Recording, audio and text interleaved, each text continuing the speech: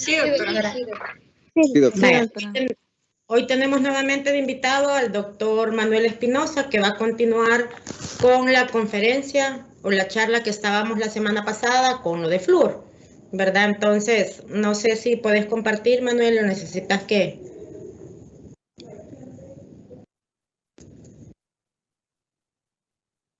No sé por qué no puedo poner la cámara.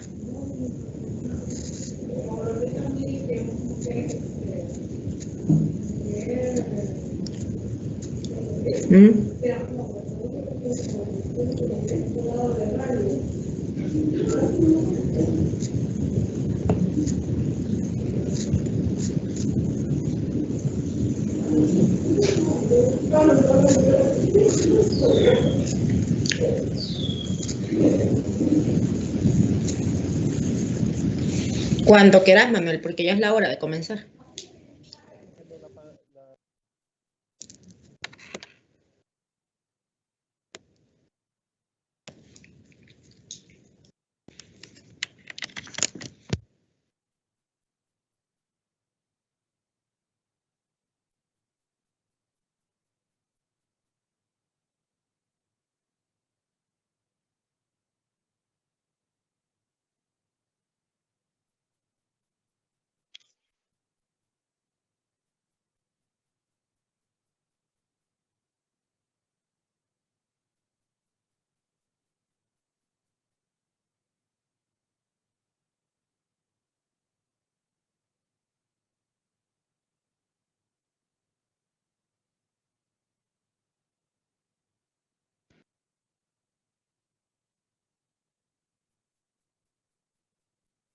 Hola, doctor. No sé si soy yo, pero no se le escucha.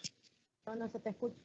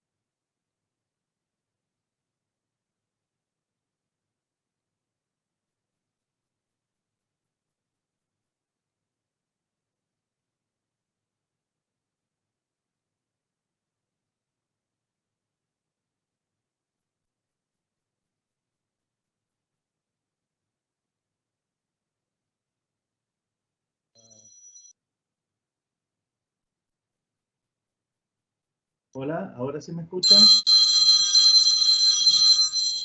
Sí, doctor. Ahora sí, muy bien.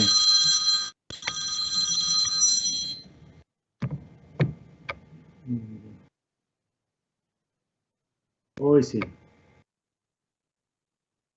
Bueno, continuando con la clase anterior, pues nos habíamos quedado en esto, ¿verdad? Que aquí cuáles van a ser las indicaciones acerca de los fluoruros. Por ejemplo, ¿a quién se lo vamos a recomendar? ¿Qué tipo de flúor? Ya sea sistémico o tópico. Ahora les voy a dejar las bases para que ustedes tengan, para que sepan qué tipo de flúor va a ser el que van a indicar a los pacientes y sobre todo la dosificación. ¿Cuál forma de aplicación va a ser la más viable? ¿Por cuánto tiempo? Y cada cuánto tiempo tienen que estar revisando esas aplicaciones de flúor y sobre todo llevar a los niveles de seguridad. ¿Por qué? Porque hablamos la vez pasada de la prevención de la fluorosis de esmalte. Entonces, vamos a hablar un poco de fluoroterapia sistémica. Como le pongo ahí abajo, el sobrevalorado efecto sistémico. Entonces, la fluoroterapia anteriormente se daba mucho por la parte sistémica y es más, son estrategias de salud pública que pues conllevan a fluorizar ya sea las aguas, la sal. Ahora pues vieron los efectos buenos que puede llevar los fluoruros, entonces dijeron, bueno, vamos a fluorizar la leche y la parte de suplementos fluorados.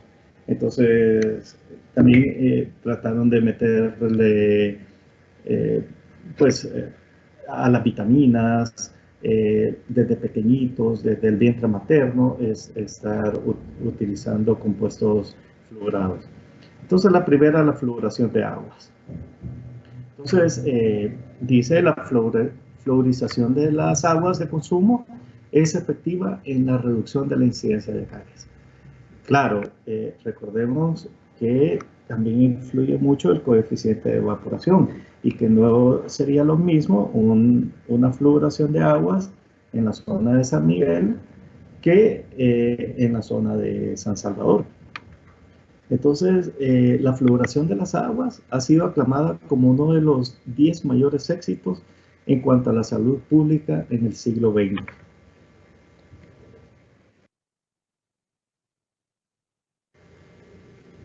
La fluorización de las aguas es el ajuste de la concentración de los fluoruros naturales, es decir, que van a ajustar en el agua el fluoruro deficiente al nivel recomendado para una salud dental óptima. Entonces, estamos hablando de que hay deficiencia de fluoruros en las aguas, pero no estamos aquí viendo cuando hay una concentración demasiado elevada de fluoruros en las aguas, como ocurre en las zonas endémicas de nuestro país. Y socialmente nos dice que es equitativa, ya que es accesible a todas las edades y a todos los grupos sociales. ¿Cuál es el gran problema, chicos? No sé si alguien quiere colaborarme aquí, por favor. Y quien lo haga y se identifique y todo va a tener un punto.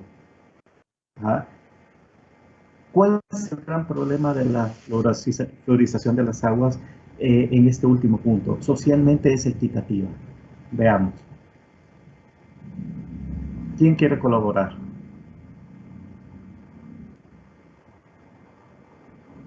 ¿Hola? ¿Nadie? Bueno, ¿cuál es el gran problema de nuestros países? Ahí levantaron la mano. Ah, vaya, es que no veo. ¿Sí? Ya te digo quién. ¿Hola? Sí, se le escucha, se le escucha. Hable, Sandra. Pienso yo que cuando dice que es socialmente equitativa se refiere, ¿verdad?, de que en una población en específico, ¿verdad?, si todo el agua está fluorada, es decir, que toda la gente consume, digamos, la misma cantidad de flúor. Y aquí necesitamos evaluar de qué otras maneras el flúor llega a cada uno de esos individuos, ¿verdad? Porque no todos estarían consumiendo la misma cantidad de flúor por los alimentos, por su dieta, ¿verdad?, en general, o si utiliza otros aditamentos, ¿verdad?, que contienen flúor.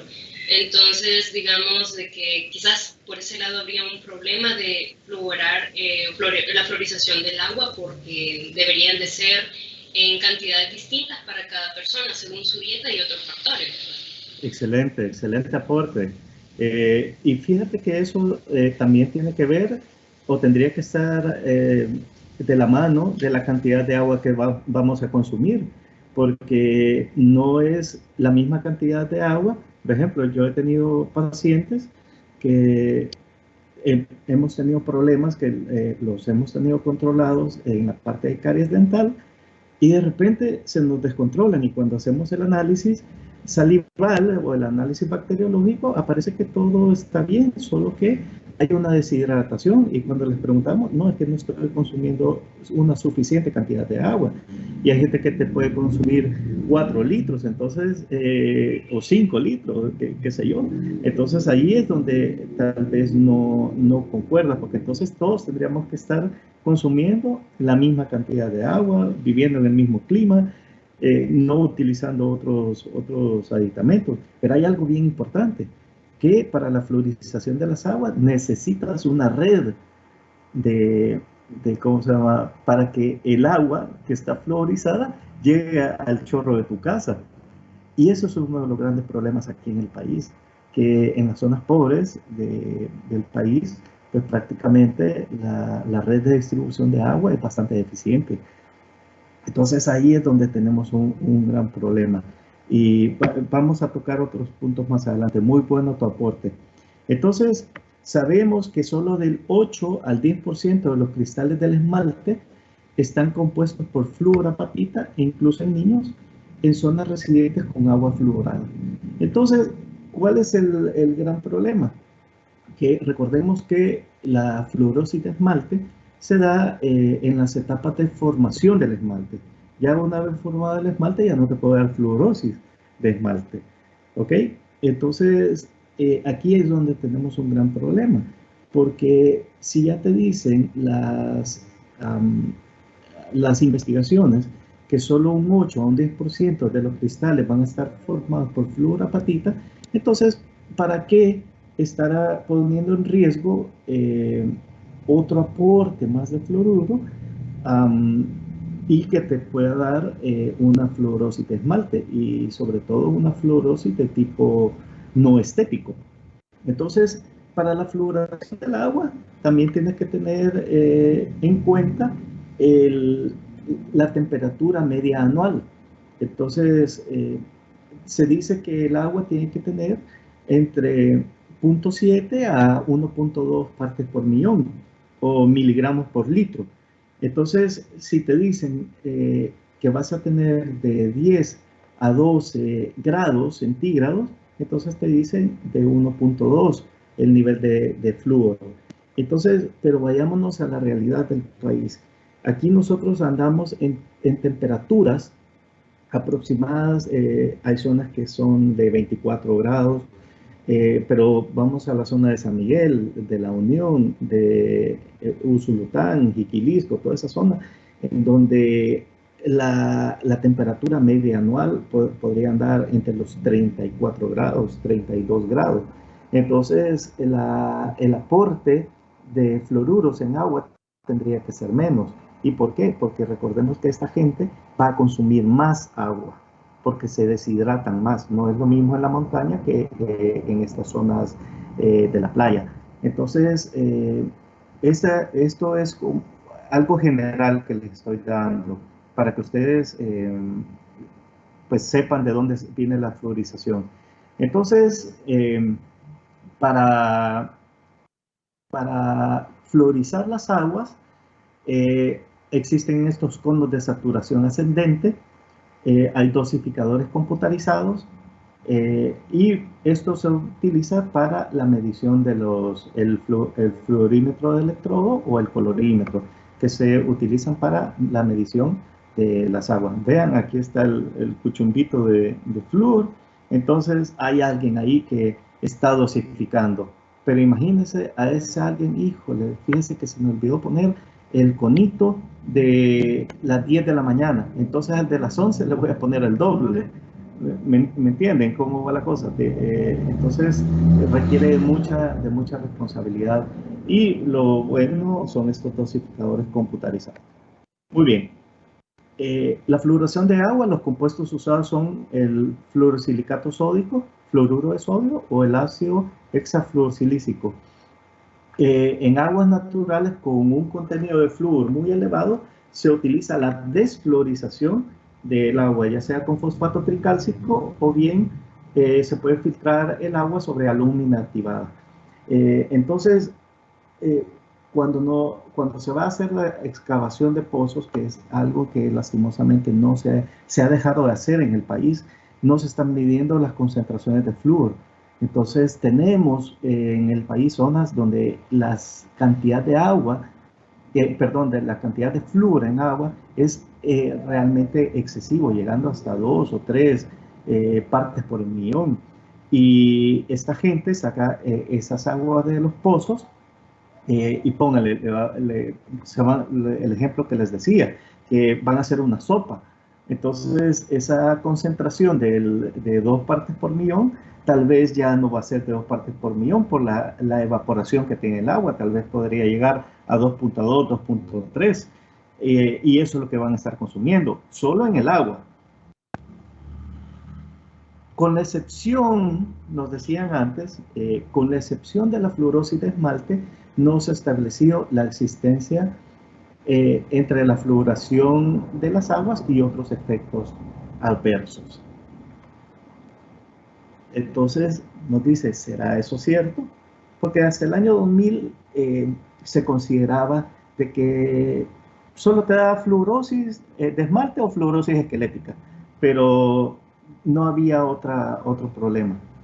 Entonces, recientemente hay estudios que te dicen que hay una fuerte relación de bajos niveles de IQ en zonas endémicas de fluorosis. Entonces, hay cada vez más, hay evidencia de que los niños que están expuestos a esas aguas tienen un coeficiente intelectual un poco más bajo. ¿Y por qué? Recordemos que el flúor se va a depositar el 50% en el hueso y en los dientes que están en formación, y el otro 50% se va a distribuir en los órganos diana, distribuidos en el cerebro, en el riñón, ¿cómo se llama? En el hígado, en el corazón, ¿me entienden? En las glándulas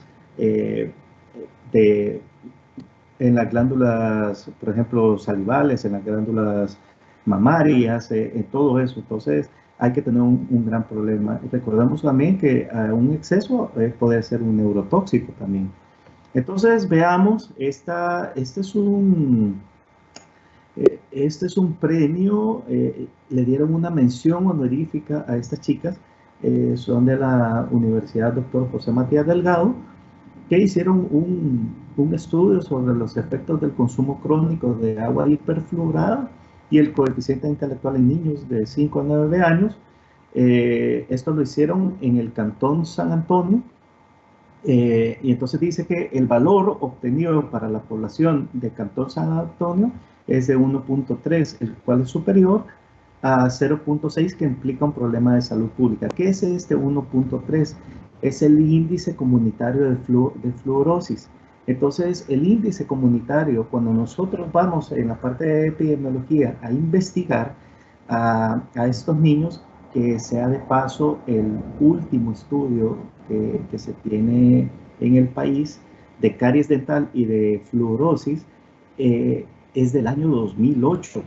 Y estos estudios se tendrían que estar haciendo cada 5 años.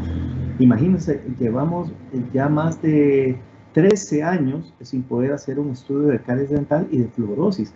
Entonces, vean que es un problema bastante grande. Entonces, en estos niños se encontraron lesiones muy leves y leves que fueron predominantes entre los grupos de 5 a 7 años. Y se encontraron lesiones moderadas en el grupo de 8 a 9 años de edad. Y vean que encontraron una diferencia estadísticamente significativa en los resultados que ellos aplicaron en el test de Raven, que es para medir el coeficiente intelectual, en aquellos niños que estaban expuestos a aguas hiperfluoradas en comparación a las no expuestos. Entonces, ¿qué es lo que quiere decir? Están expuestos a una fuente, más la pasta dental, más otros compuestos que tal vez ellos pueden estar obteniendo. Y aquí es donde les digo que las autoridades de salud pública tienen que conocer un poquito más de la parte de epidemiología, porque no solo es ir a jugar un puesto político, sino que tienen que conocer cómo vamos de la mano. Imagínense, ahí tendría que estar el Ministerio de Educación, Ministerio de Salud, Ministerio de Medio Ambiente, o sea, es una gran cantidad de instituciones que tienen que jugar un papel conjunto. Entonces, y también el estudio indica que existe un riesgo de casi 8 veces mayor en la población expuesta a aguas hiperfluoradas de presentar un coeficiente intelectual disminuido de aquellos que no lo están. Entonces, como vean, estas estudiantes de medicina, pues, interesante, ¿no?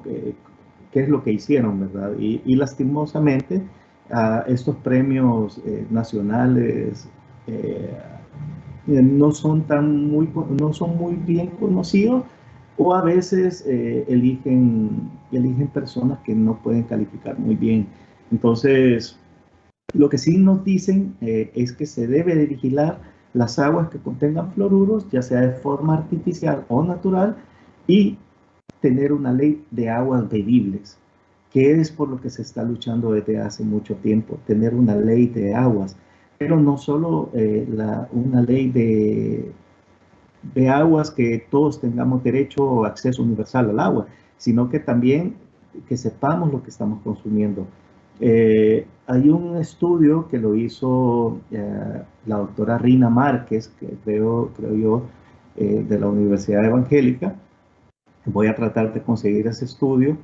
Y ellos se fueron a ver la cantidad de fluoruros o las etiquetas de las aguas embotelladas, y fue algo impresionante, pues, porque no decían en sí la cantidad de fluoruros, y después analizaron el agua y tenían, y a veces en cantidades que pues, tal vez que ya sobrepasaban los niveles de la salud.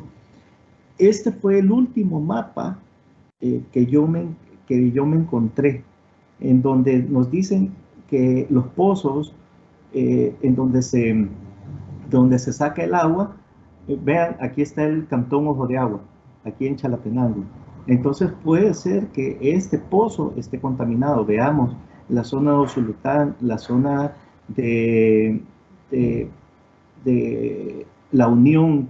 También tenemos aquí en las zonas costeras, ya sea desde Aguachapán hasta prácticamente La Paz. Tenemos unas concentraciones que ya pueden ir pues siendo un poquito más peligrosas. Veamos aquí. Aquí podría ser el Delirio, Tecapán. También aquí en las zonas de San Miguel tenemos pozos. Lastimosamente esto es del año 2001 y es el último que encontré. Veamos, países con poblaciones con fluorosis endémica debido a exceso de flúor en aguas. Entonces, México está teniendo un gran problema, y sobre todo me decía el doctor Roberto Espinosa y el doctor Roberto Valencia, que les vuelvo a repetir, tienen 2 libros de fluorosis que están lindísimos, ¿no? Entonces, y es la expansión que está teniendo México, y que ya no están concentrados como en la zona del DF, sino que están yéndose ya a las zonas montañosas o zonas donde muy probablemente ha habido una cultura agrícola. Entonces la acidez de los suelos es completamente diferente, y entonces se están acabando nuevos pozos y están teniendo muchos problemas de fluorosis endémica. Veamos, El Salvador no aparece, pero el último estudio nos lleva a esto. Zonas endémicas de fluorosis en El Salvador. En lo estudiado, o los municipios estudiados en la parte de caries dental y fluorosis, entonces encontramos que Colón, ¿sí?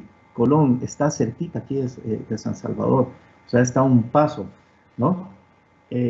Moncagua y Chirilagua, estos son nuevos en la zona de San Miguel. Pero Colón, imagínense, índice comunitario de fluorosis. Recordemos que el índice comunitario de fluorosis, para que esté controlada la situación en las poblaciones, no tiene que sobrepasar de 0.6.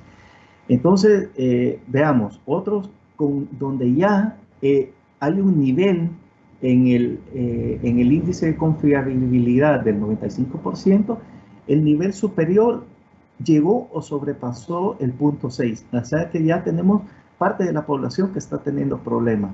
Entonces, están el Refugio, San Antonio del Monte, San José Villanueva, mexicanos, ojo señores, mexicanos, está cerquita, muy probablemente puede ser que Mexicanos esté llegando el mismo pozo de Colón. Entonces, tenemos ahí un problema bastante serio en la parte de índice comunitario de fluorosis. Y Pasaquina.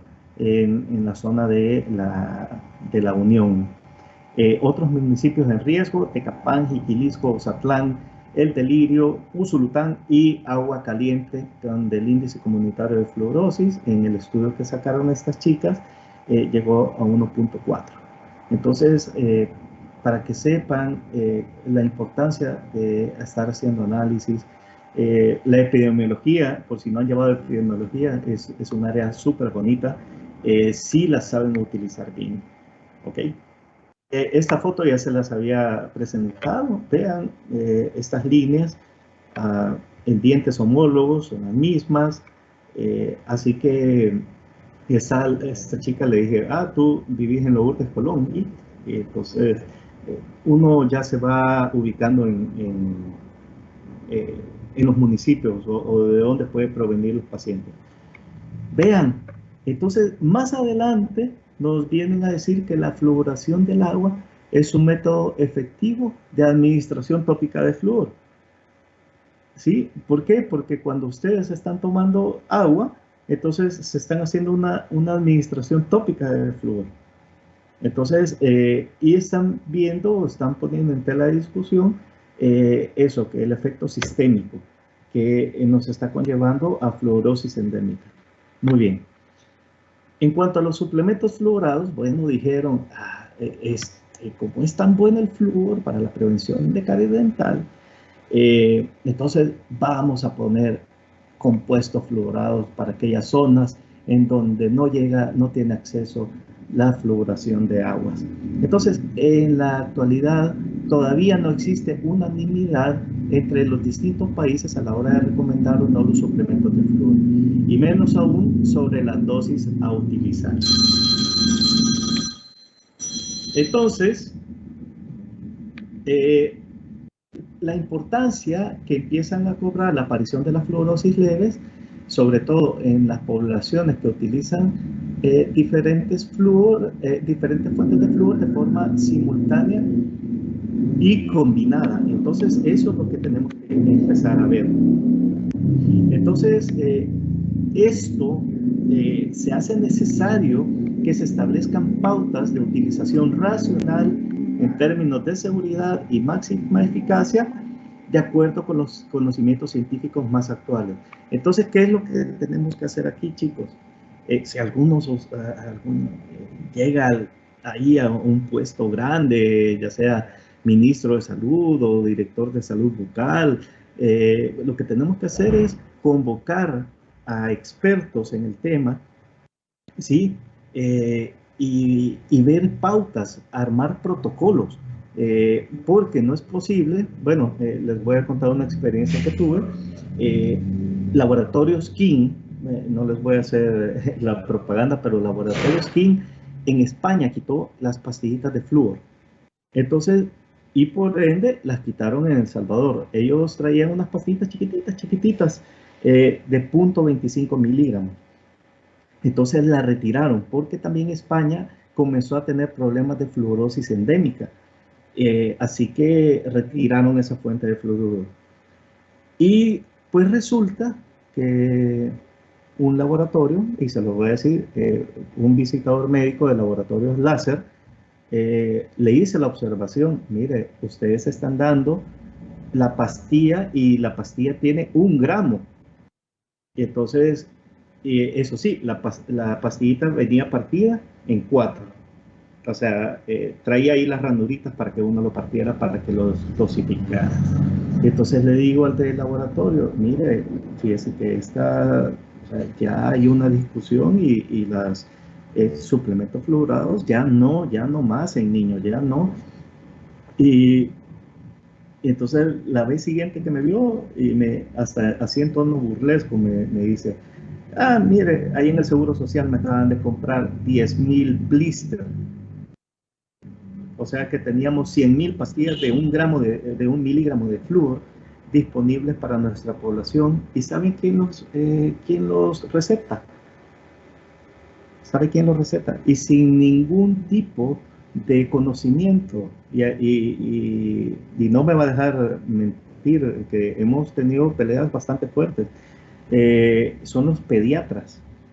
son los mismos pediatras. Mi esposa es pediatra neonatóloga y hemos tenido discusiones porque ellos no, mire, tiene que ser flúor, pero ya hay una generación de pediatras que ya están, que ya tienen conciencia que los que tenemos que recetar los fluoruros somos los odontólogos, porque por lo menos tenemos una, bueno, ustedes van a salir con el plus, que la doctora Hidalgo les está recalcando mucho esto. Entonces van a tener tal vez un poquito más de entrenamiento que muchos de sus compañeros de otras universidades. Entonces, para que vean la importancia. Existe una fuerte evidencia que los suplementos de fluoruro, ya sean tabletas, gotas y vitaminas, son un factor importantísimo en la producción de fluorosis dental, especialmente cuando se administra en el periodo crítico de la etapa de maduración y durante la amelogénesis. Entonces, la preocupación sobre la prevalencia de fluorosis del esmalte en algunos niños ha sido muy relacionada con el uso de suplementos de flúor, especialmente durante los primeros 6 años de vida, influenciados por la ingesta total. Entonces, ¿cuál es la ingesta total? Imagínense, por política, le tienen que dejar suplementos fluorados al niño. Y sobre todo que había una política que se llamaba, bueno, que abarcaba sobre la política de salud en la niñez. Y entonces no se podían salir de ese marco. Por ejemplo, no podían dar antialérgicos a niños menores de 2 años. ¿Por qué? Porque tenían que, no, en vez de los antialérgicos, clorfeniramina, loratadina o lo que sea, no, los niños le tenían que poner gotitas de té de manzanilla. Entonces,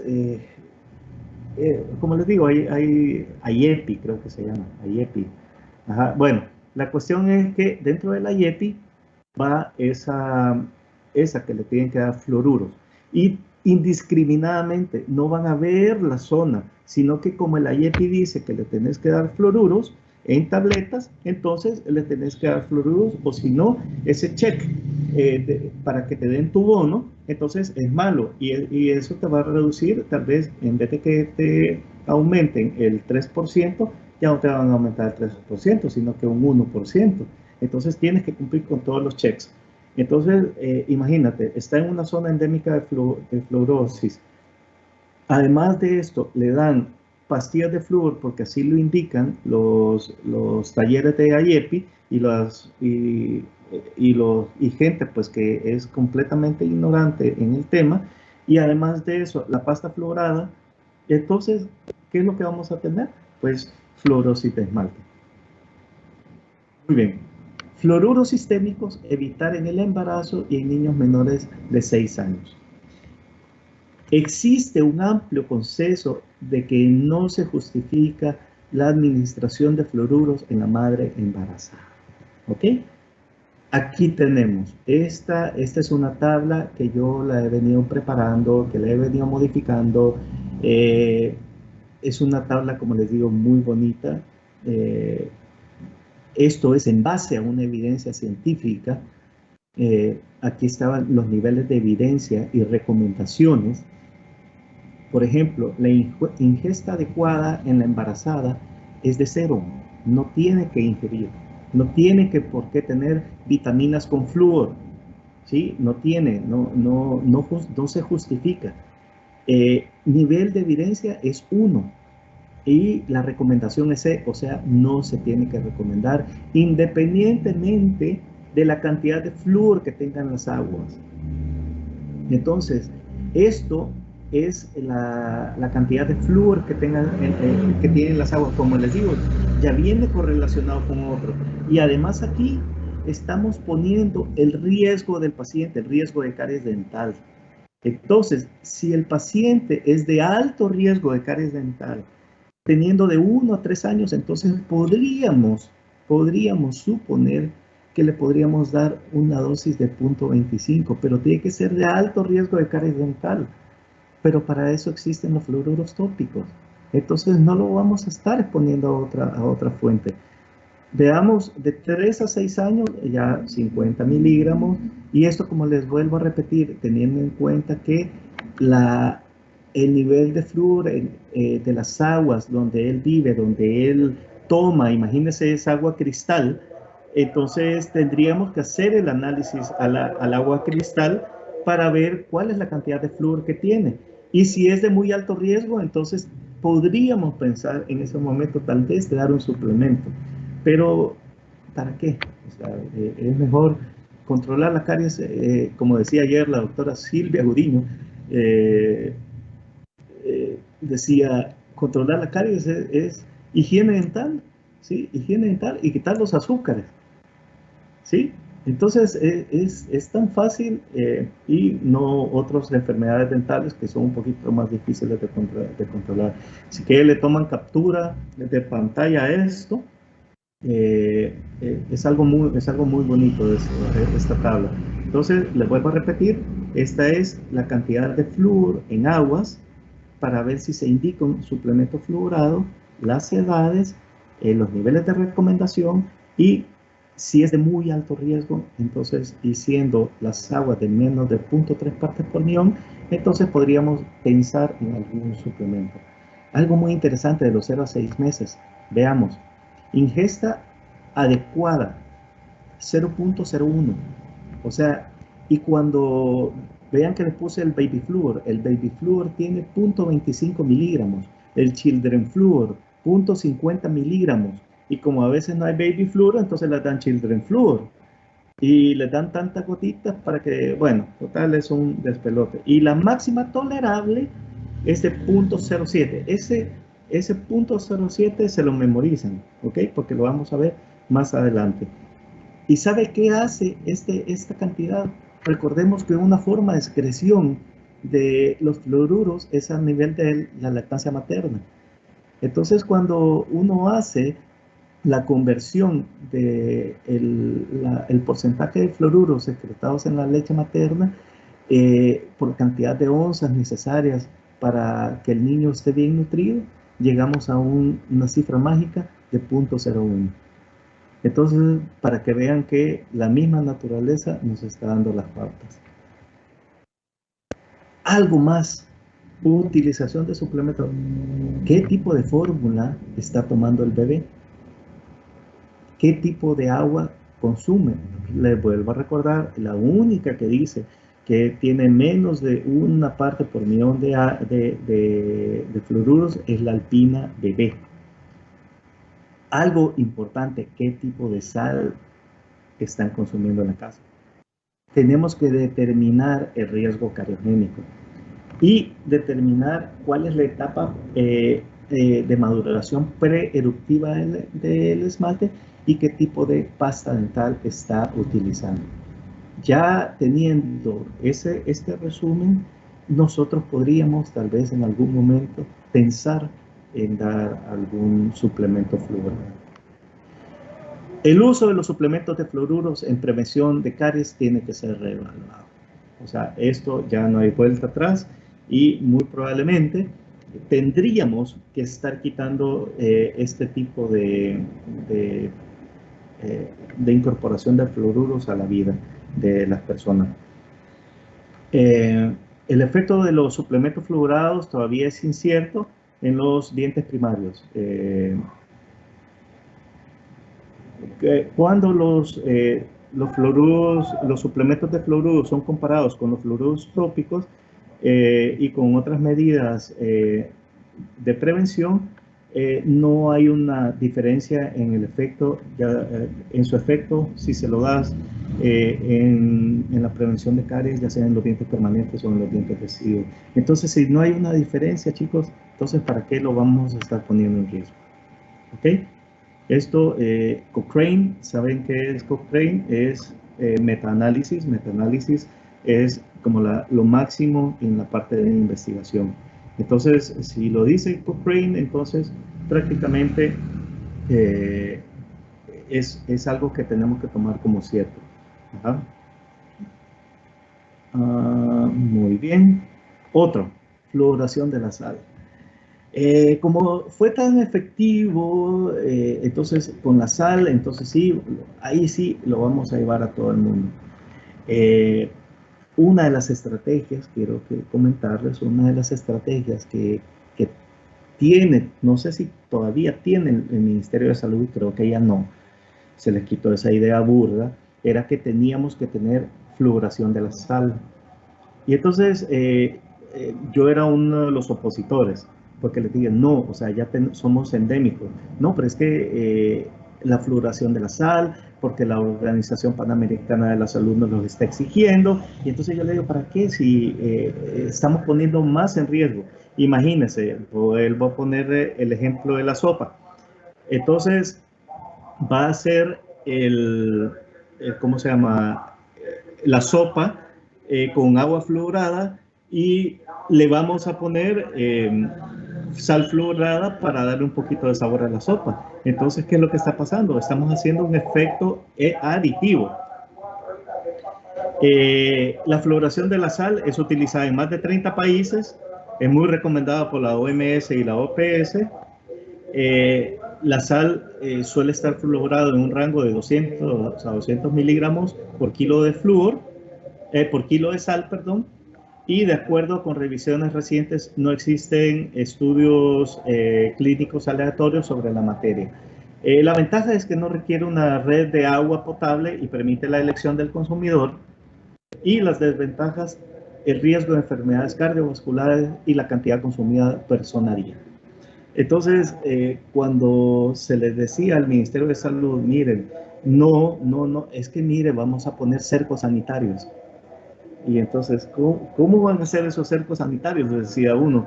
Bueno, les preguntaba, no, es que vamos a revisar las compras que hacen las señoras.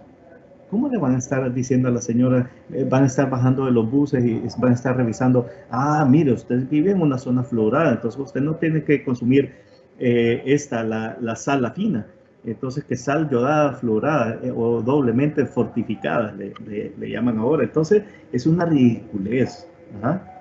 Entonces más o menos así nos íbamos a ver, ¿verdad? Vamos, usted le lleva una libra de sal fina, no, mire, entonces se la vamos a decomisar. Entonces, la Organización Mundial de la Salud, la principal ventaja de la sal como producto fluorado es que no requiere una comunidad con una red de agua potable implementada y permite a los individuos aceptarla o rechazarla. Aquí tenemos, como les digo, en El Salvador está en proyecto la fluoración de esto en el año 2001. Todavía está en proyecto porque realmente no tiene muchas ventajas, ¿sí? Entonces dijeron, bueno, vamos a fluorar la leche y las fórmulas. Entonces, las leches fluoradas se usan de modo limitado en algunas guarderías, pero no hay suficientes estudios de buena calidad que examinen los efectos de la leche fluorada en la prevención de la caries dental. Entonces, ¿qué es lo que pasa? Recordemos que el flúor es un elemento bien electronegativo y que por ende su reacción va a ser bien fácil. Entonces va a reaccionar con el calcio de la leche y va a formar fluoruro cálcico. Entonces prácticamente va a estar desperdiciado ahí. Tal vez como efecto tópico podría servir. Entonces la concentración de fluoruro suele estar entre los 2.5 a 5 miligramos de flúor por litro. Óiganlo bien, la leche materna tiene la cantidad de fluoruro que el bebé necesita. Se debe defender la lactancia materna exclusiva hasta los 6 meses de edad. Fórmulas con flúor, no combinar con agua fluorada. Efectos de adición y problemas de fluorosis de esmalte. Entonces, como conclusiones, en la parte de fluoruros tópicos, es que tenemos que vigilar las fuentes de agua fluorada, ya sea artificial o natural. La leche y la sal fluorada puede ser una medida de salud pública en grupos Diana con alta prevalencia de caries en áreas sin fluoración de consumo de agua de consumo humano. Entonces eso está muy en duda. Entonces tal vez en guarderías, en donde pueden tener algún riesgo de caries, pero como les digo, mejor hay que preconizar la higiene dental y la parte de bajo consumo de azúcares. Las pastillas y gotas de flúor deben ser reevaluadas su utilización y tendríamos que estar haciendo estudios epidemiológicos de forma más periódica. Bien, para que sepan, aquí hay 3 eminencias para que los conozcan, tal vez algún día pueden ir a alguna de sus charlas. Él es el doctor Roberto Espinosa, de México, es un ortopediatra, tiene muchísimas investigaciones publicadas. Él es el doctor de Sousa. Él nos mantuvo, su principal investigación es el efecto de los materiales dentales sobre los odontoblastos. Y solo con un slide, él puede pasar hablando 3-4 horas. O sea, es una eminencia. Y el doctor Roberto Valencia, es un personaje, yo creo que es el gentleman de la odontología, es un ser tan educado. Y como les digo, si escuchan estos nombres, deberían de ir a verlos, no importa si cuesta 50, 60, 70 dólares, son unas eminencias, ¿no? Y ellos dos, los Robertos, son editores los editores principales de la revista Rodip, a la cual espero que puedan ingresar.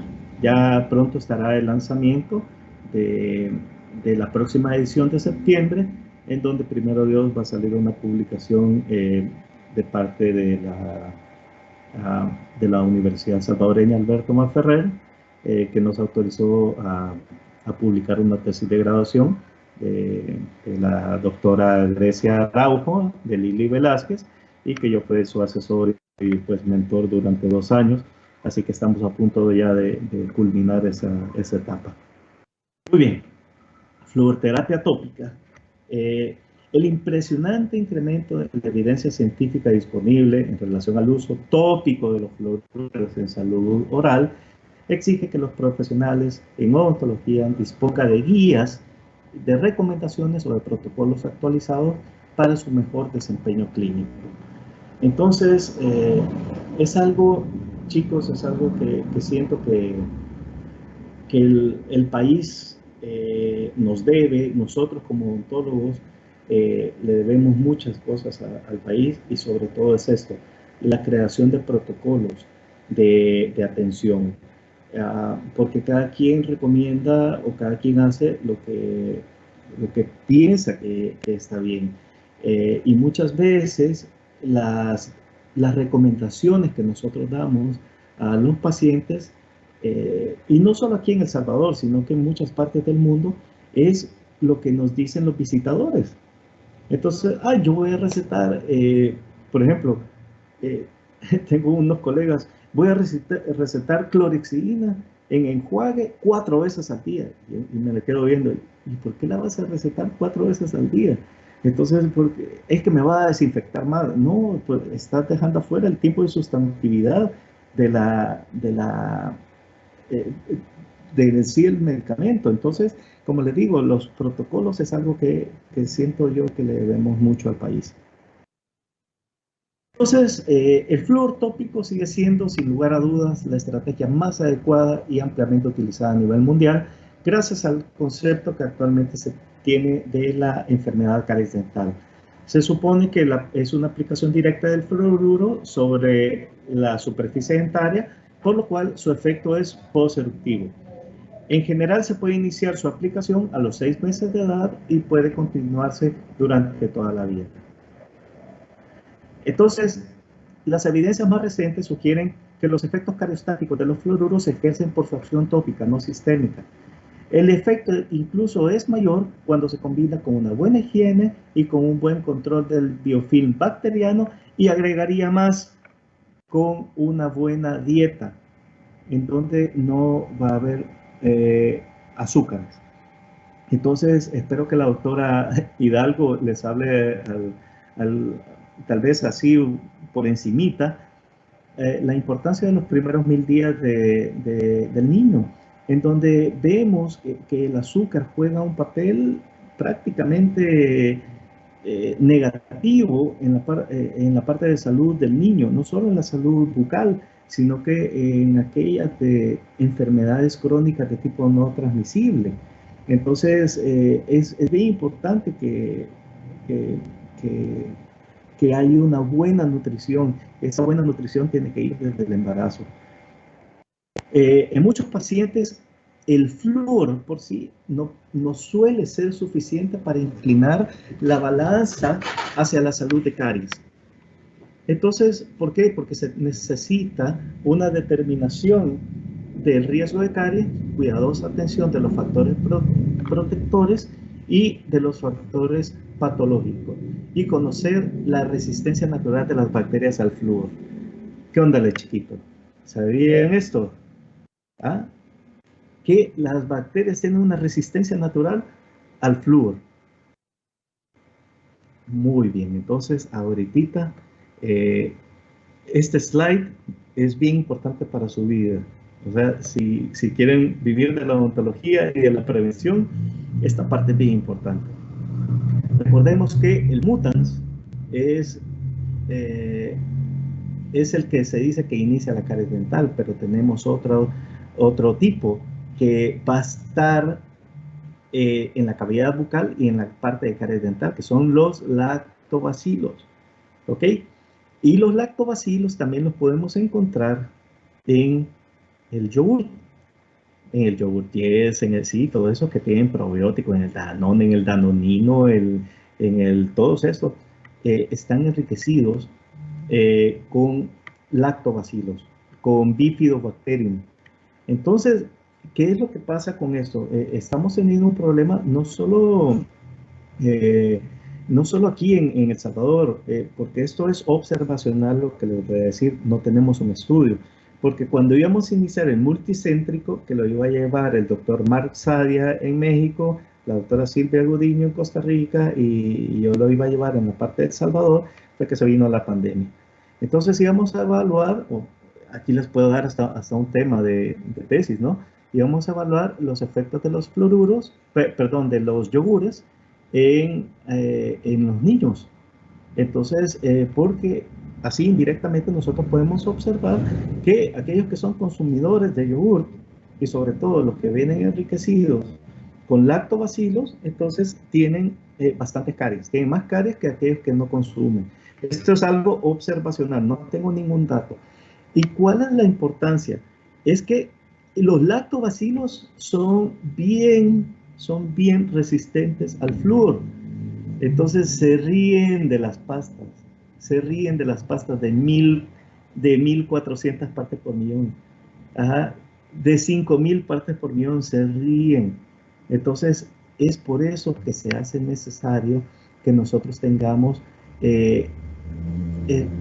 ¿cómo se llama? Ya sea barnices, geles o diferentes materiales que tengan altas concentraciones de flúor.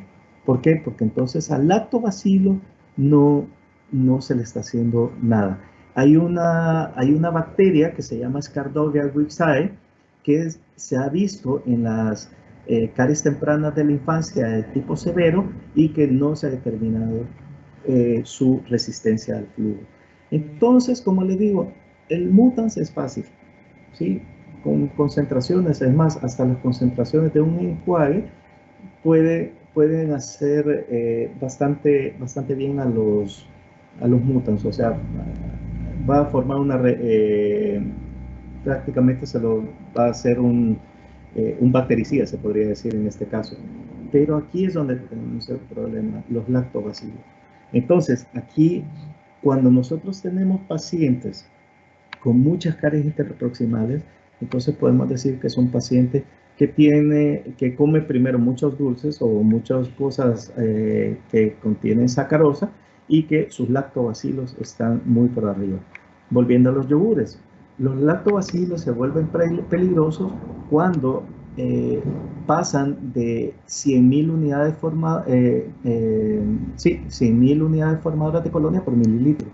Y los yogures vienen enriquecidos hasta con 10 millones de unidades formadoras de colonia por mililitro. Entonces, para que vean el riesgo que pueden tener los pacientes.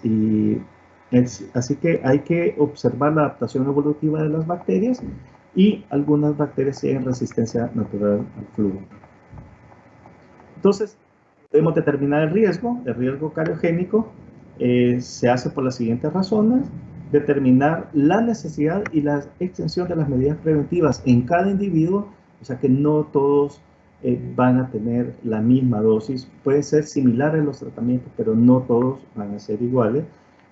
Indicar el éxito de las medidas preventivas y terapéuticas, motivación y control de programas educativos relacionados con modificaciones dietéticas y de higiene bucal, y indicar la conveniencia de tratamientos restauradores complicados.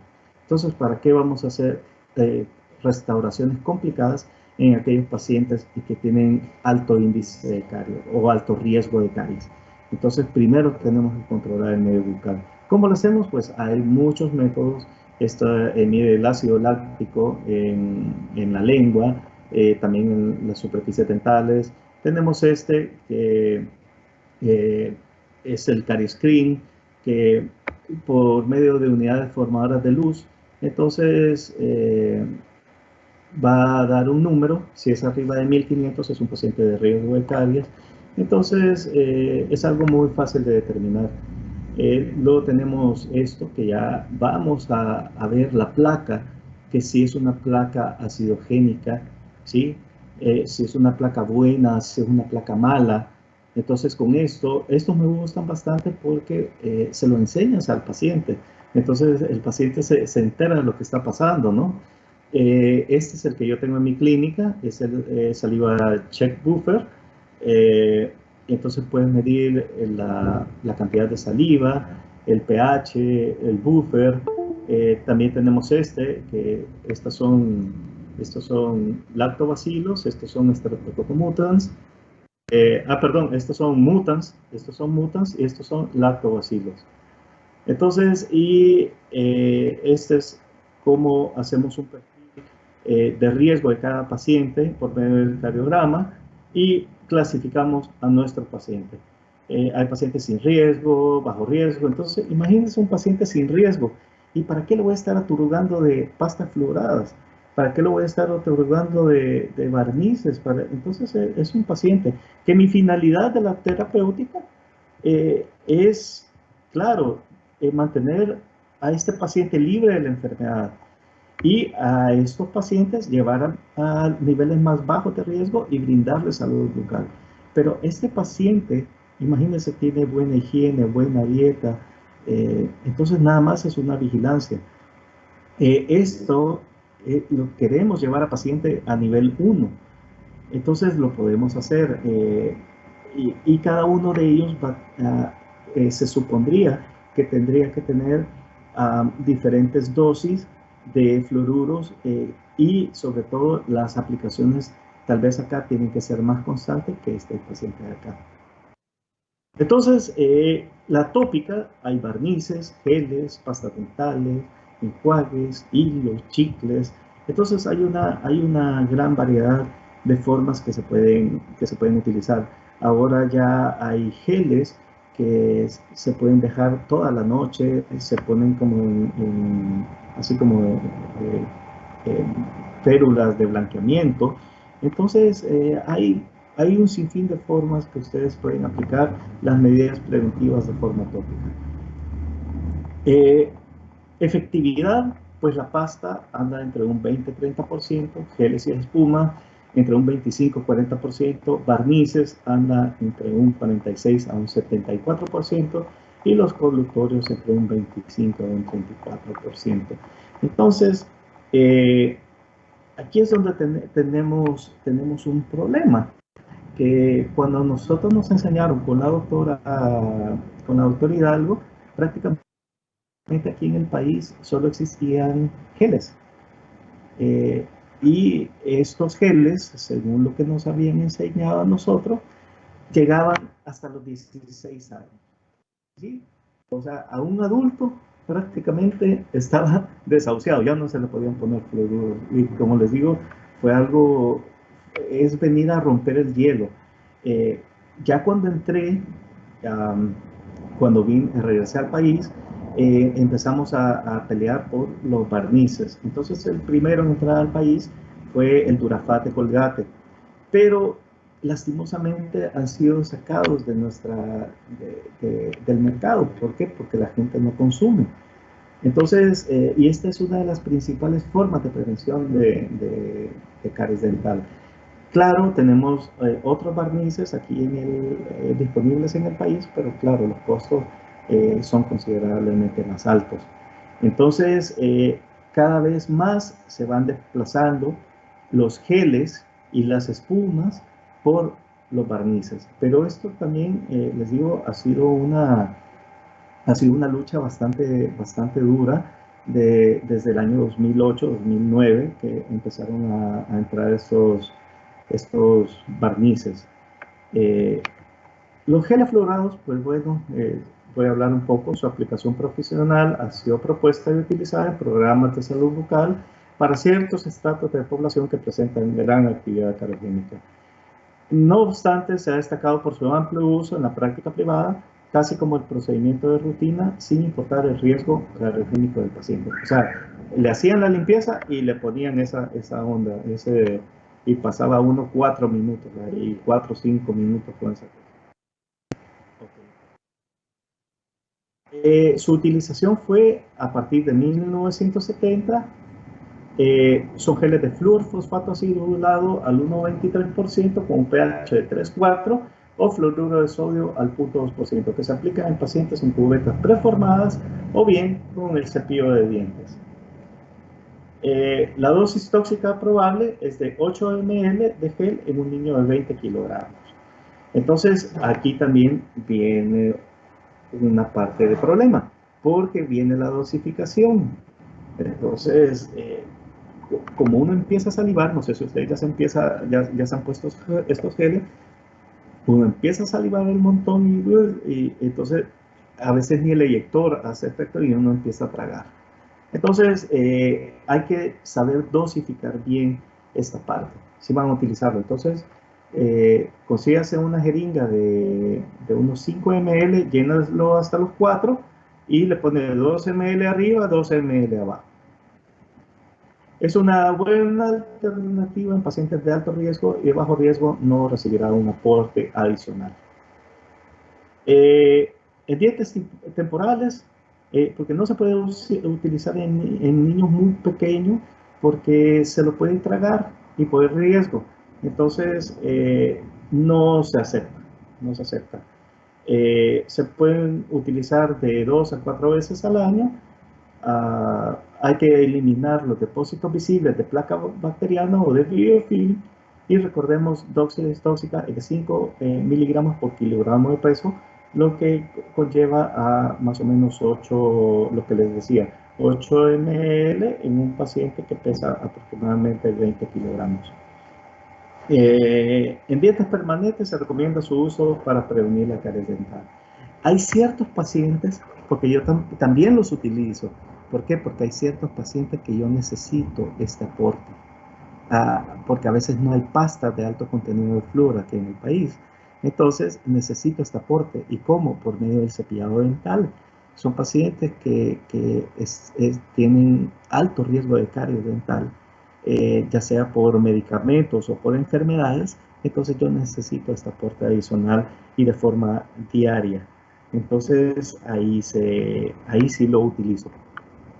Higiene bucal, pues aquí no podemos ir a los, como les digo, hay una parte que dice que no hay que higienizar a los niños, hay una parte que dice que sí, hay uno que dice que tiene el IGA completamente, la IGA secretora, que es buena.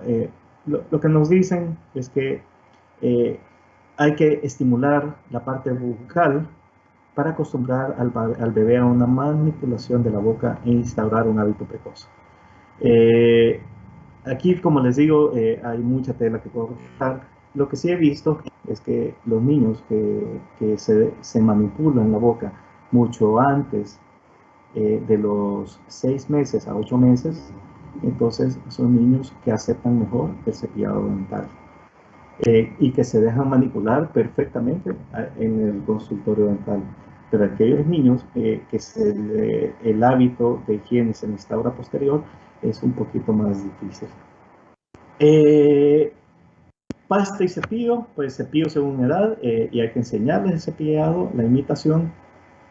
Pasta, actualmente se divide en bajo contenido de flúor, que es menos de 1000 partes, contenido estándar de 1000 a 1500 y alto contenido de flúor arriba de 1500 partes por millón.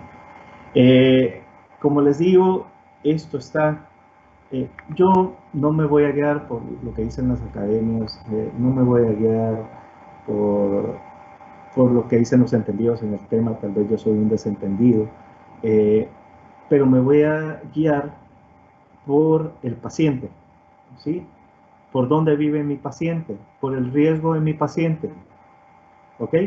Entonces, si el paciente está sometido a una carga de, por ejemplo, de fluoruros en agua, entonces, ¿qué es lo que tengo que decirle yo a los papás? Miren, primero, una buena higiene bucal, bajo contenido de azúcares, para que no tenga, para disminuir las posibilidades de caries dental, y empezamos a dosificar la pasta.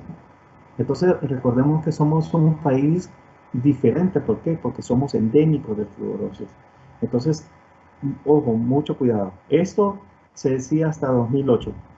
Niños de 0 a 2 años, pasta sin flúor. ¿Qué es esta? Que costó que la trajeran. Costó bastante. De 2 a 5 años, yo les decía, mire, le quiero poner un poquito de flúor aquí. Entonces, moje el cepillito en el enjuague dental. Entonces, el enjuague tiene 225 partes por millón de flúor. Entonces, es una concentración bastante baja. Y de 6 años en adelante les decían arriba de 900 partes por millón. Se considera ahora que a partir de la reducción del primer diente hay que cepillar entre 1000 a 1500 partes. Lo que se ha observado que el 13% tiene una prevalencia de caries menor con bajas que aquellos que se les da con bajas concentraciones. Dice que la fluorosis es estéticamente no aceptable, no hay diferencia, y la dosis es 2 veces al día. Pero esto es, como les digo, cuando salen publicadas estos metaanálisis, también hay que ver de dónde viene la fuente, porque me da mucho miedo que si nosotros estamos aplicando esta dosis de 1000 partes por millón desde la erupción del primer diente, y como les repito, en zonas endémicas como Ozaplante, Capán y todo, donde tienen aguas, donde tienen sal, donde tienen suplementos fluorados, porque el IEPI así lo dice. Entonces, tenemos que hacer la dosis que él se está tomando, la dosis probable que se está tomando también, si consumen mucho pescado, si consumen mucho té, entonces hay que saber varias cosas antes de poder dosificar.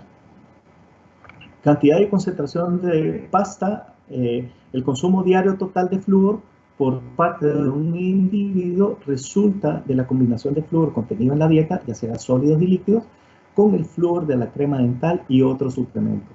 Esto que no se les vaya a olvidar.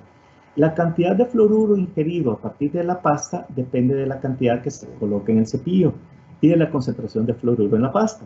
Entonces, ¿qué se le está diciendo? Que tenemos que saber dosificar la pasta en el cepillo. Y para reducir el riesgo de desarrollar fluorosis dental, se considera que la dosis no debe de exceder de 0.07 miligramos de fluoruro por kilogramo de peso corporal por día. Entonces, si nosotros estamos sobrepasando esto, pudiéramos estar causando una fluorosis de esmalte, y tal vez de forma inconsciente, pero ahora que ya lo saben, pues hay que hacer una medición. Les vuelvo a recordar esta tablita, ¿okay? Les vuelvo a recordar las zonas endémicas de fluorosis en El Salvador. Y la Asociación Dental Americana y Americana de Pediatría recomendaron en 2014, teniendo en cuenta que 1 pulgada equivalente a 2.5 centímetros y a 1 gramo de pasta de 1000 partes por millón contiene 1 miligramo de fluoruro. Entonces hay que utilizar una pequeña cantidad de pasta, de 0.3 gramos en cada cepillada. Esto yo creo que ya se los dio la doctora. Similar a una arveja. En niños de 3 a 6 años. Y para niños menores de 3 años, la cantidad de 1 grano de arroz. Empezando tan pronto como salga el primer diente. Siempre con supervisión y ayuda de un adulto, quien debe realizar la dosificación del producto. Óigalo, siempre con la supervisión y ayuda de un adulto. Ay, es que mi hijo es tan inteligente que desde los 2 años se cepilla el solito. No, eso tiene que haber un adulto responsable, ¿ok? Hay que tener en cuenta esto es lo que a veces se les olvida. Hay que tener en cuenta la necesidad individual y especialmente guardar un equilibrio entre el riesgo de caries y fluorosis. Y se tiene que aclarar que el odontopediatra puede recomendar su uso en edades más tempranas cuando el riesgo de caries es muy alto. ¿Ok? Seguimos. ¿Qué dicen los europeos? Los europeos se siguen manteniendo más o menos. De los 500 partes por millón de 6 meses a 2 años. 1000 partes por millón de 2 a 6 años y 1400 6 años en adelante. ¿Qué es lo que se parece? Acompañado de los padres en la dosificación y supervisión del cepillado, que el niño aprenda a no deglutir el dentrífico para evitar el riesgo de ingesta y fluorosis. Muestra la relevancia de los procesos educativos dirigidos a los padres y señala que los niños menores de 4 años, especialmente entre los 15 y 30 meses, tienen mayor riesgo de desarrollar fluorosis dental en incisivos permanentes y molares. ¿Ok? Entonces, vamos a la parte de educación. Las pastas de baja concentración de fluoruro constituyen una de las formas más recomendadas en la literatura para reducir la ingesta total de fluoruros en niños. Entonces, esto, como les digo, hay que tomar no solo el texto que nos interesa, sino que hay que leerlo todo. Sí, porque también nos dice Cochrane que arriba de 1000 partes por millón son los que hacen los efectos cariostáticos de los fluoruros. Pero imagínense, si nosotros le podemos dejar una pasta de, por lo menos, una opinión, ¿no? Una pasta de 500 partes por millón, pero es un niño que yo tengo controlado aquí y que cada 6 meses le voy a estar poniendo barnices fluorados, que tengo controlado en la dieta, entonces ¿para qué le voy a estar arriesgando a que tenga mayor contacto con los fluoruros? Muy bien, Paiva argumenta que puede ser una medida parcial considerando que algunos niños degluten cantidades considerables por encima de el 0.181 miligramos de fluoruro por día. Estos autores consideran que el 60% del consumo diario total se puede adjudicar a la pasta. Entonces, un niño expuesto a una dosis de 20 miligramos de fluoruro por kilogramo de peso corporal por día, con un 50% menos de fluoruro, tendrá una exposición a una dosis 2 veces mayor que el límite superior seguro. Entonces, por lo tanto, se considera que el uso de pastas de baja concentración puede reducir el riesgo de fluorosis en la mayoría de la población. Entonces, ¿qué les están hablando a ellos? De guardar el equilibrio. Entonces, si nos vamos a trabajar estas zonas de fluorosis, entonces tenemos que considerar muchas cosas, no solo lo que nos dicen las academias, ¿ok? O lo que nos dice la OPS, la OMS, no, tenemos que vigilar nuestra población. Y entonces se debe reducir tamaño de un guisante a los niños más pequeños que está en riesgo de reducir esa sustancia. Entonces, como les decía, pues hay diferentes formas. Evaluación de los efectos anticaries. Las evaluaciones de efectos anticaries de las cremas dentales de baja concentración ante diferentes condiciones indica que para el caso de los niños con caries activas y de individuos con una alta exposición de azúcar, ¿ok? Aquí ya les están diciendo el tipo de niño. Si tiene caries activa y alta exposición de azúcar, claro, pero si le preconizamos la baja concentración de azúcares y una buena higiene, entonces estamos ganando. Y estos también tienen altos índices de placa, o sea que los papás no se preocupan por ello. Estas cremas tienen menos actividad que las pastas dentales convencionales. Eso está por demás decirlo. O sea, eso está como hubo un estudio del efecto antimicrobiano en los cepillos del agua con la clorexidina. ¿Cuál cree que tuvo más efecto antimicrobiano? Por supuesto, o sea, la clorexidina. ¿Ah? Entonces, hay que ubicar bien los estudios, ¿ok?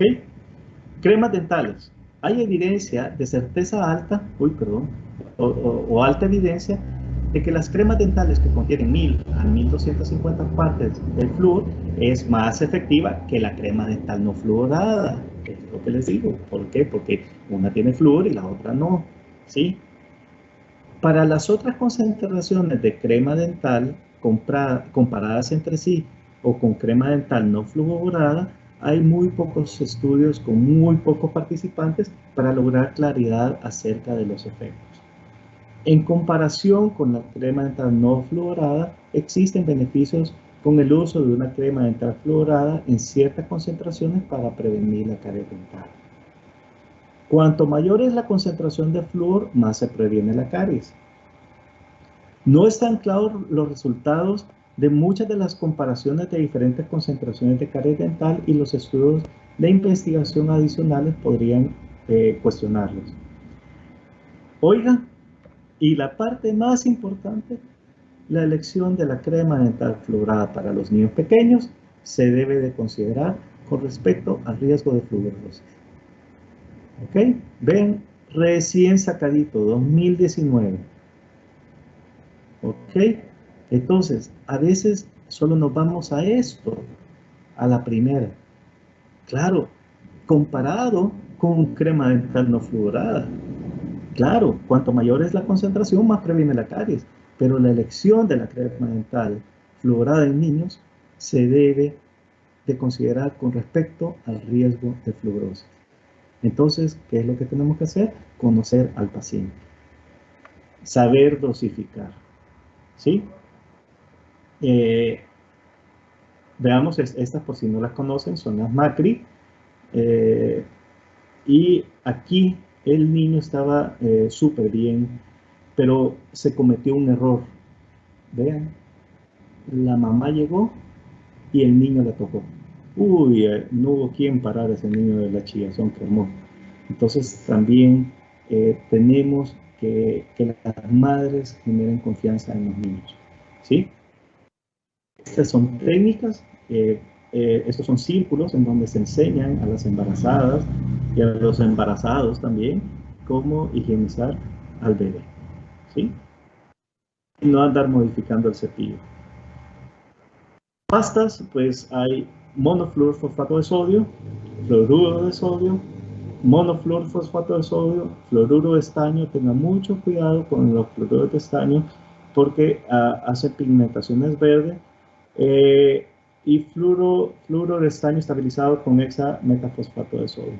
Entonces también tenemos que saber, señores, cuáles son los estabilizadores, porque esta pasta resultó ser bastante promocionada, pero el hexametafosfato de sodio también tenía un problema en la parte de prevención de caries dental. Muy bien.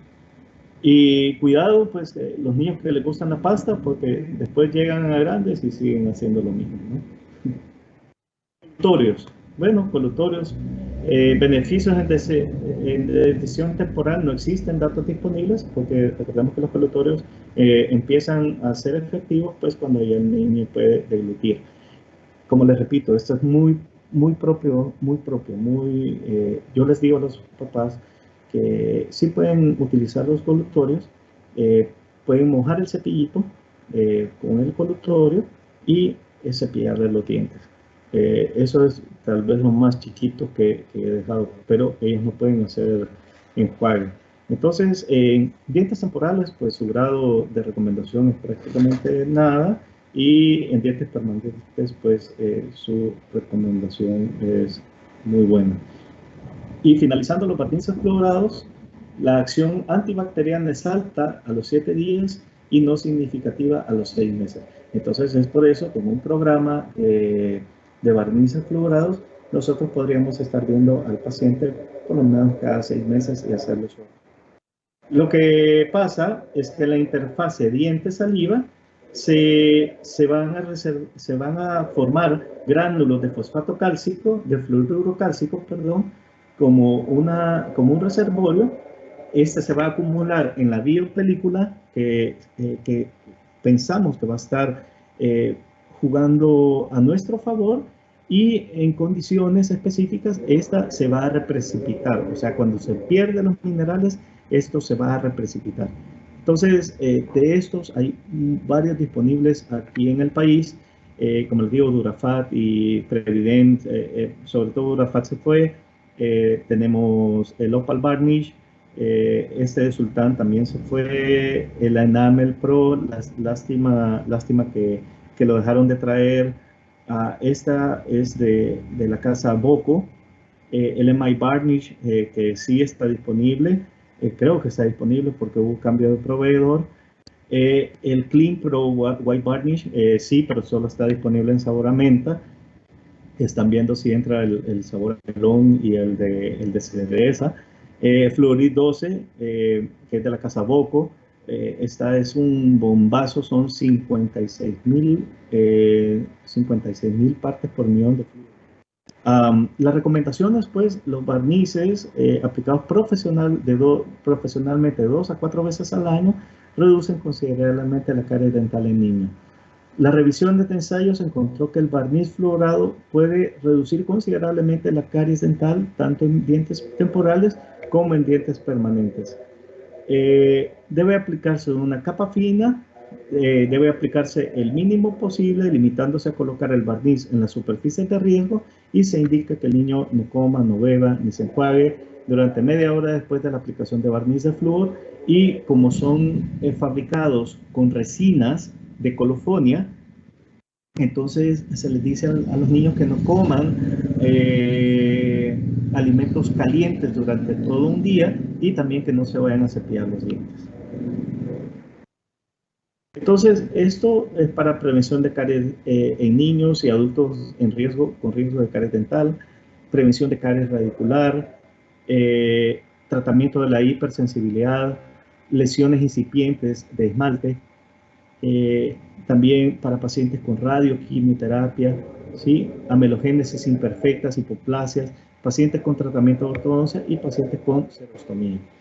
Entonces es súper fácil aplicar. El otro tenías que estar 4 minutos con los geles. Si dominas la técnica, en 1 minuto o menos ya tienes colocadas en todos los dientes. Muy bien. Y ya finalizando, pues, las recomendaciones. El uso del flúor debe ser equilibrado entre la estimación de riesgo de caries y los posibles riesgos de efectos tóxicos de los fluoruros.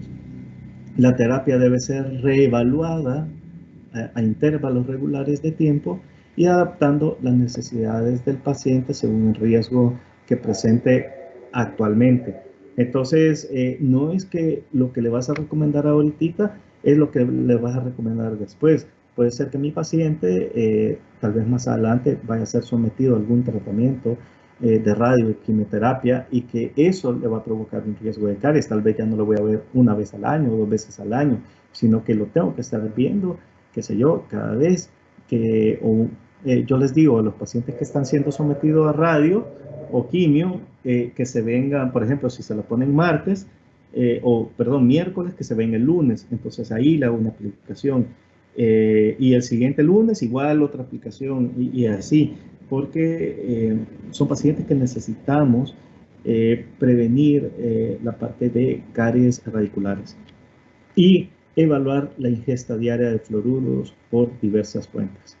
Entonces, como dice Green, Bardiman, Black, seguramente algún día vendrá cuando estemos más comprometidos con la prevención que con la odontología reparadora. Entonces, pues eso es todo, chicos. No sé si tienen alguna duda, alguna consulta. Y aquí está. Muy bien. Gracias, Manuel, por Sí. compartir tu conocimiento, todo el respaldo científico que también hay y desde hace cuánto tiempo se está estudiando el flúor. Y como tú decías, cuando nosotros estudiamos odontología, pues los barnices fluoros no existían, ¿verdad?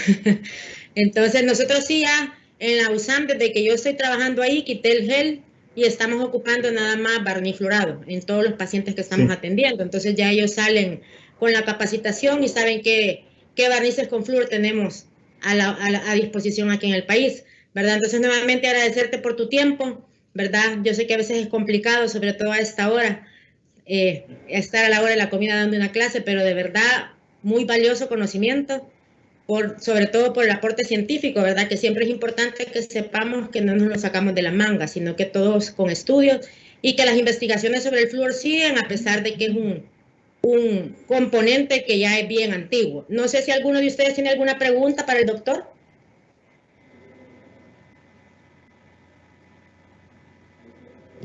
Hola, doctor. Yo tenía una consulta.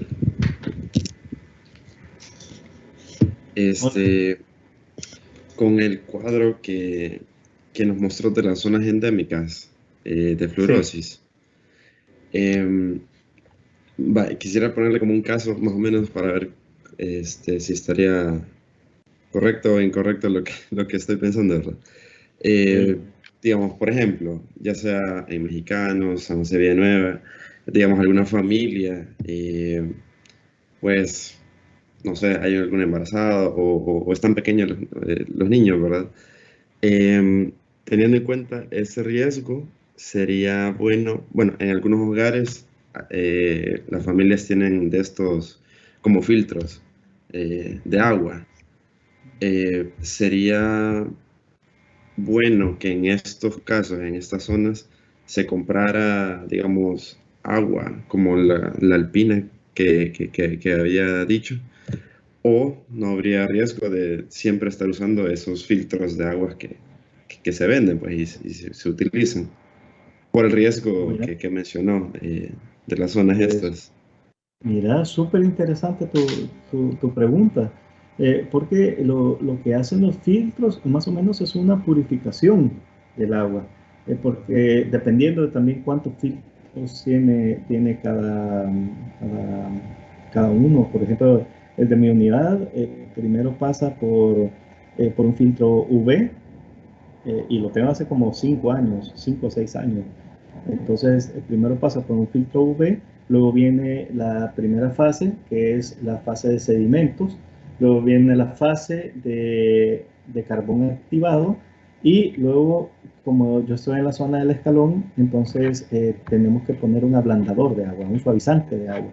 Entonces, pero eso es nada más purificación de agua, no te está diciendo le voy a quitar los componentes. Ahí tal vez lo ideal sería que vieran ¿cómo se llama? Tal vez hacer un pequeño estudio, mandar a estudiar el agua que ellos están tomando en cuanto a la concentración de fluoruros. Porque, o sea, no te puedo mentir que esos filtros también vienen a aliviar un poco la economía de las personas. Porque si bien tal vez si son de ozono, ese filtro de ozono te puede andar costando $300, $400, dependiendo de la cantidad de filtros, y eso al final se te va a traducir en una economía a largo plazo, porque no sé a cuánto estará el garrafón de agua.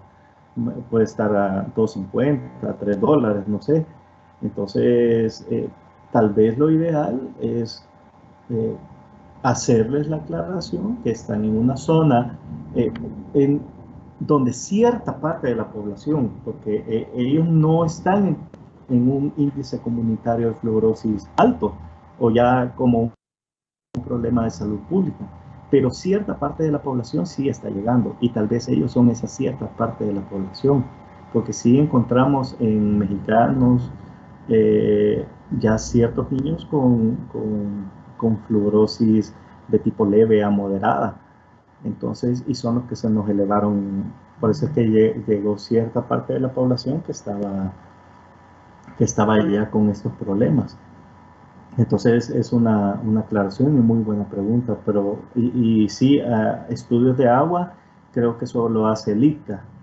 Ajá, y me estaban diciendo que también aquí abajo de la Constitución hay un centro donde también hacen estudios de agua, pero ahí es, o que ellos también pudieran hacer es ver con ANDA cuál es el pozo del cual a ellos les llegan y que si ANDA tiene esa información. Por ejemplo, tal vez la mayoría de nosotros no tiene el Cerro de las Pavas, pero tal vez a ellos le vienen de otra parte, que ya sea de Opico. Ajá. Entonces, no sé, se pueden hacer varias estrategias con ellos y sobre todo pues tener mucho cuidado, ajá, en eso. O tal vez recomendarles que no consuman sal fluorada, quitarles los suplementos fluorados, y sobre todo si está embarazada, como tú lo pusiste, preguntarle cuál es el prenatal que le ha dejado el médico. Y si el prenatal tiene flúor, entonces decirle, mira, primero no tiene que estar consumiendo flúor. Entonces cambiar y hablar con el ginecólogo para cambiar ¿cómo se llama? Esa prenatal, porque existen varias. Tal vez la más conocida es la Natele, que no contiene fluoruros. Pero muy buena pregunta. Ok, gracias, doctor. ¿Alguien más tiene alguna otra duda o consulta para el doctor?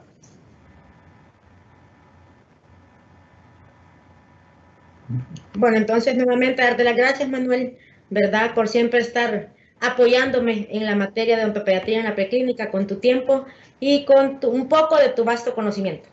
Sí, bueno, muchas gracias y a sus órdenes, de verdad. Así que, bueno, hasta pronto.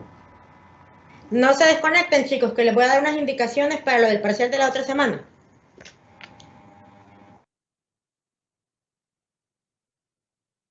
Vale, no sé, fíjense por qué no me veo, no me da la opción de video, no sé por qué. Nada más recordarles que el otro martes de 12 a 2 va a ser el parcial.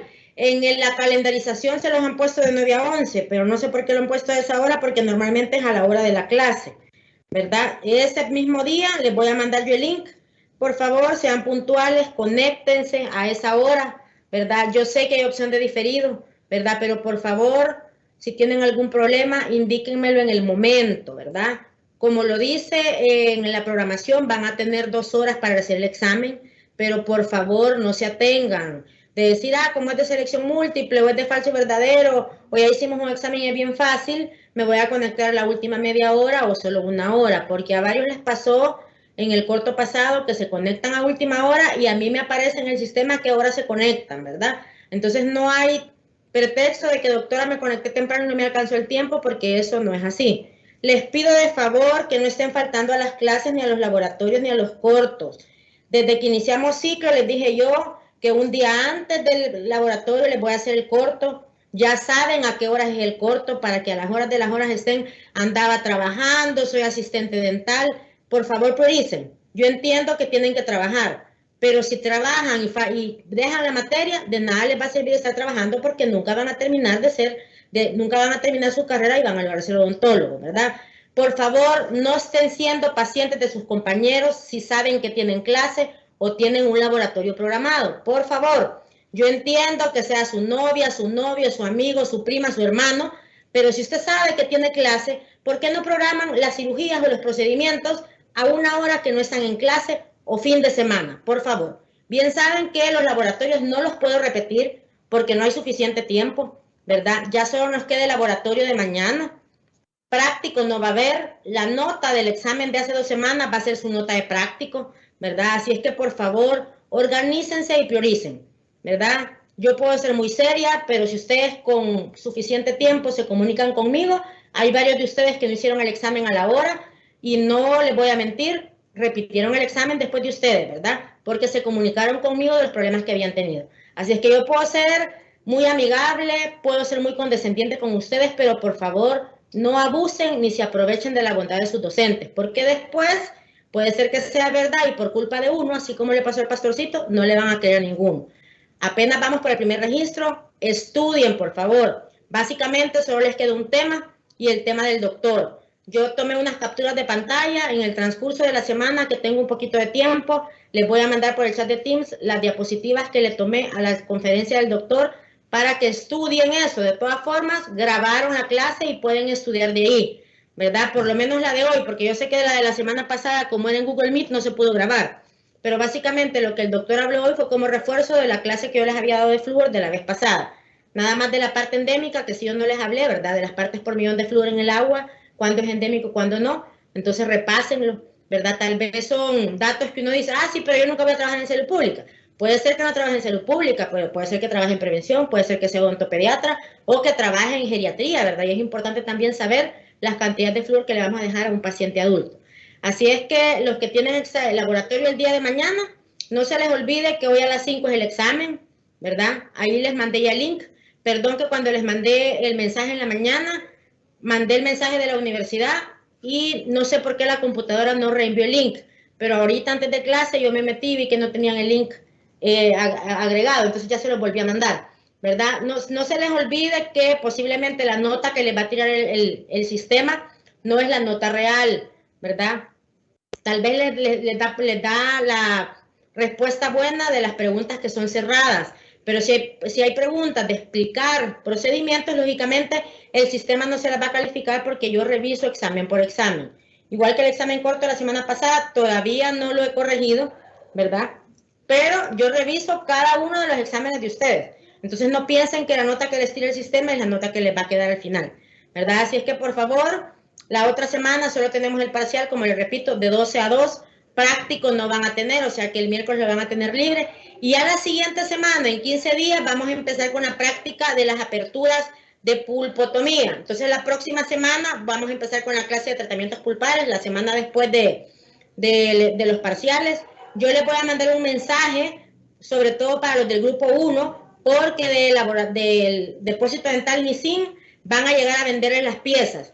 Cada uno va a comprar 3 piezas, una molar superior, una molar inferior y la otra va a ser al azar. ¿Por qué? Porque la tercera muela va a ser la que ustedes van a ocupar para su práctico del segundo registro, ¿verdad? Así es que por favor, ya me comuniqué yo con Melanie, solo estoy coordinando qué día va a llegar a la universidad para que ustedes lo compren. Si ese día no les toca llegar a la universidad, tal vez pueden coordinar con Virgi, que es la representante del grupo, ver cómo hacen. Cada pieza cuesta $10.50. Entonces estamos hablando que si son 3 piezas, ¿verdad?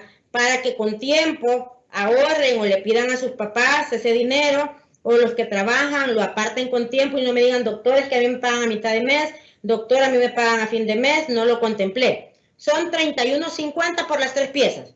En el laboratorio vamos a ocupar la de arriba y la de abajo y necesito que me la lleven en un cubito, ya sea de yeso, ¿verdad? Para que sea más fácil para ustedes para manipularla, porque en el dentoformo normal que estamos utilizando, como es de otra marca, no van a poder atornillarla. Lo ideal pues es hacerlo con aislamiento absoluto, pero las piezas, el dentoformo Nissin cuesta como, si no mal recuerdo, como $250, ¿verdad?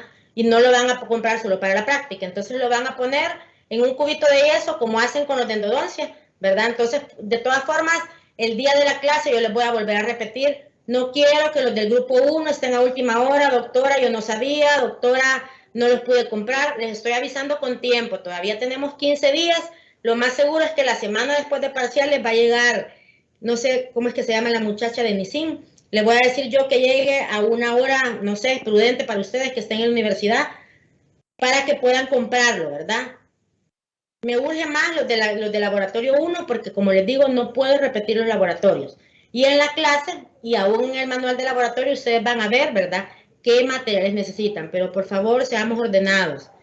Por favor, no quiero a nadie diciéndome, doctora, no tengo el dinero. Yo sé, la carrera de odontología es bien cara y por eso les estoy diciendo con tiempo. Ya la otra semana es fin de mes, para los que trabajan, para los que nuestros papás nos han dado los estudios, porque yo toda mi carrera y mi especialidad, pues fui mantenida de mi mami, ¿verdad? Porque no podía trabajar y estudiar al mismo tiempo, ¿verdad? Yo admiro de verdad a los que trabajan y estudian, porque en estas carreras es bien sacrificado, sobre todo porque si uno no lleva el ciclo completo, se atrasa, ¿verdad? Entonces, por eso les digo, con tiempo, los que trabajan, aparten esos 31.50, aunque les toque el laboratorio dentro de 3 semanas, dentro de 4 semanas, para que cuando sea el laboratorio, tengan ya esas piezas, ¿verdad? Entonces, como les digo, les van a dar una pieza superior, una pieza inferior, y la tercera pieza se puede repetir. Puede ser una inferior o puede ser una superior, dependiendo de la disponibilidad que tengan en el depósito, pero en el laboratorio se lo vamos a usar 2, porque ya van a ver que la apertura en superior es diferente a la apertura en inferior, ¿verdad? Entonces, si igual, de todas formas, tienen alguna duda o consulta,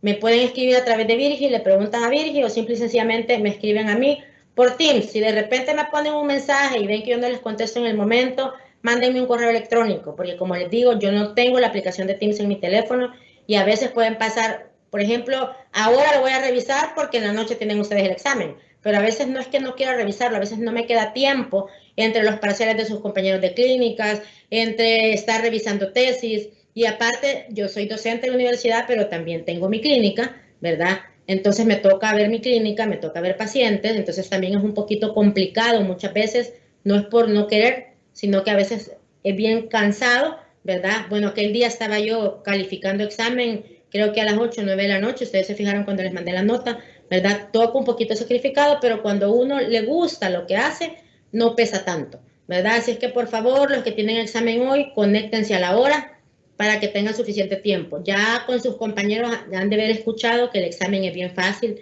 ¿verdad? Si han leído y estudiado, no es nada del otro mundo. Y esa nota les ayuda, ¿verdad? La nota intermedia de ustedes va a ser la nota de laboratorio más la nota del examen, y eso lo voy a dividir entre 2 y esa va a ser su nota intermedia. Y la otra nota, pues es la del parcial, que es la que vamos a tener la otra semana. De todas formas, yo les voy a dar la nota del corto. Primero yo espero el fin de semana ya tener esa nota, porque igual, de todas formas, después de que hacen el parcial, yo tengo nada más 5 días hábiles para subir las notas al portal. Entonces ya en estos días tengo que calificar ese examen y les voy a mandar la nota a cada uno de ustedes. Así es que, chicos, primero Dios, los de laboratorio nos vemos mañana y el examen va a ser de 12 a 2 y ese mismo día les voy a mandar el link. Oigan, así es que estén pendientes del chat de Teams y por su correo electrónico, que ahí les va a caer el enlace. Gracias, doctora. Bueno, a la orden. Gracias. Que pasen feliz tarde. Gracias.